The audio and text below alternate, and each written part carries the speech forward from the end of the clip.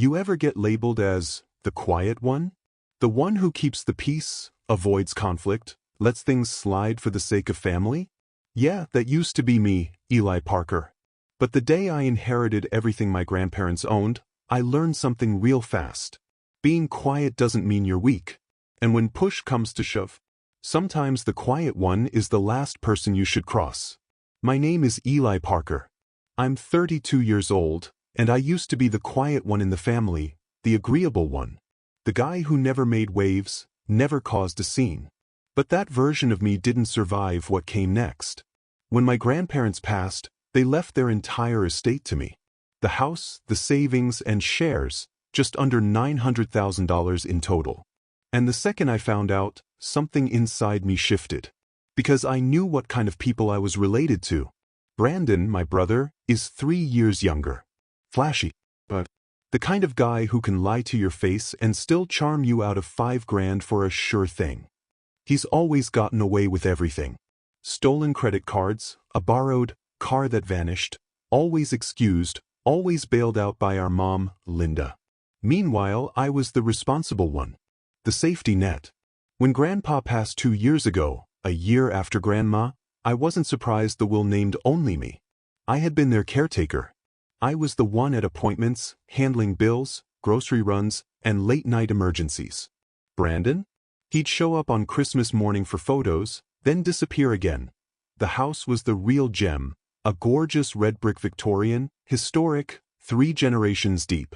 Everyone around had sold out, but my grandparents held firm. And now it was mine. I didn't move in right away. I stayed quiet. I got it appraised, talked to an estate attorney, and created an irrevocable trust.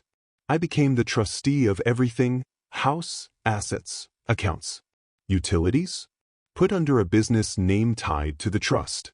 I told no one. Not Brandon. Not Linda. Nobody. Because I knew the storm was coming. At first, it was subtle. Brandon texted asking to use the pool, which the house doesn't have. Linda hinted that Grandpa must have forgotten to update the will, and your brother was always his favorite. I didn't argue. I let them think I was naive. Then it escalated. One Saturday, I was mowing the lawn when Linda pulled up in the driveway with Brandon. She had a clipboard. He had sunglasses and smug confidence. "Hey man," Brandon said, slapping me on the back. "We've got some news." Linda chimed in. "We spoke to a lawyer. Turns out the house should have gone to both of you. Grandpa made a mistake. But don't worry, we've corrected it." Brandon pulled out a paper. "We had the title transferred to my name. You've got until Friday to move out." I smiled. Just a small, polite smile. The kind that makes people nervous. "You really think I'd let that happen?"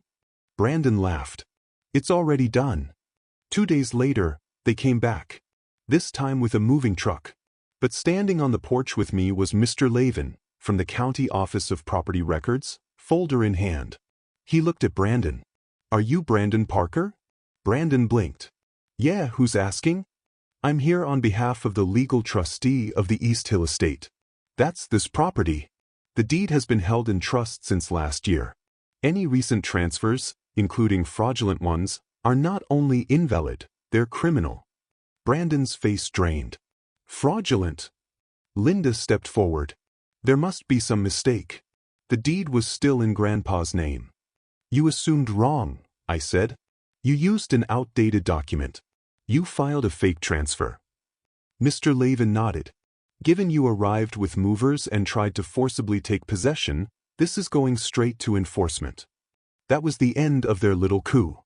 Brandon shouted. Linda begged. I said nothing else. They left, angry, defeated. 3 days later, I got a letter from Linda's new lawyer. She was suing, claiming emotional distress, demanding $150,000 in cash, joint ownership of the home, and a monthly allowance for her familial rights. I didn't scream. I didn't cry. I called Mr. Lavin, who connected me with Sonia Cruz, an estate attorney with ice in her veins and steel in her spine. I gave her everything: trust docs, the letter, even Brandon's Instagram stories hyping up his next chapter. She filed a cease and desist. Then she dug deeper. Turns out Brandon had used a forged notary stamp and filed the title transfer through an online registry already flagged by the DA's office for suspicious filings. He'd walked straight into a fraud investigation. Then came the smear campaign. Cousin Rachel messaged me. "Hey, your mom's calling everyone, saying you manipulated Grandpa when he was sick." I met Rachel for coffee. She showed me screenshots, voicemails, even a group chat. My mother was painting me as a manipulative, greedy snake. That's when I knew this wasn't about the house anymore. It was about control.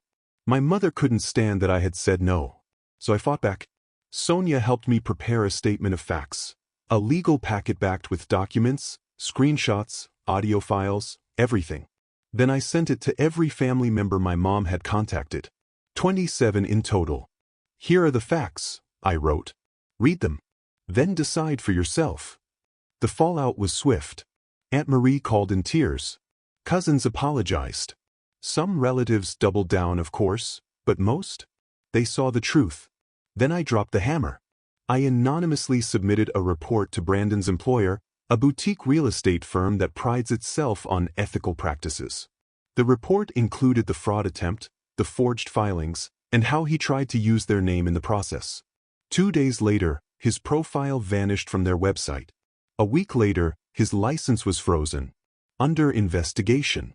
He called me 11 times. I didn't answer. Then the county issued a formal notice. A warrant. Brandon was being charged with attempted property fraud and falsifying public records. He was arraigned quietly. No jail time, but probation, fines, a record. As for Linda?